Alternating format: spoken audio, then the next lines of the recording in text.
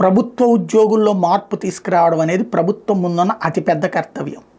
తిరుమల తిరుపతి దేవస్థానం ఉదంతం నేర్పుతున్నటువంటి పాఠం కావచ్చు, గ్రౌండ్ లెవెల్లో జరుగుతున్నటువంటి వివిధ పరిణామాలు కావచ్చు, ప్రభుత్వ ఉద్యోగుల్ని, ప్రభుత్వ అధికారుల్ని ప్రతిదానికి పాత ప్రభుత్వ మనుషులు లేకపోతే వైసీపీ మనుషులు అంటూ మనం కాపాడుతూ వచ్చాం. నేను ఫస్ట్ నుంచి చెప్తున్నా, ప్రభుత్వ ఉద్యోగే తన సేఫ్టీ చూసుకుంటాడు, తన కుటుంబపు సేఫ్టీ చూసుకుంటాడు, అందుకోసం రాజకీయ నాయకుడికి అనుకూలంగా ఉంటాడు, ఎవడు అధికారంలో ఉంటే వాడికి అనుకూలంగా ఉంటాడు, వాళ్ళకి పార్టీ లాయల్టీస్ ఏముండవు, ఎవరో నాయకులకి తప్పించి, అది కూడా భవిష్యత్తులో రాజకీయాల్లోకి రావాలనుకునే నాయకులకి తప్పించి కింద ఉన్నటువంటి వాళ్ళకి అట్లాంటి యాంబిషన్స్ ఏముండవు అన్నటువంటిది అనేక సార్లు చెప్పా.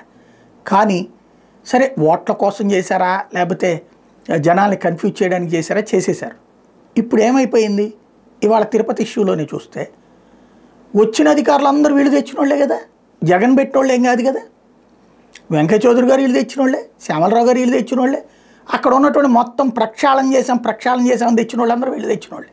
మరి ఎక్కడ తేడా వచ్చింది ఇప్పుడు తెలుస్తుంది కదా.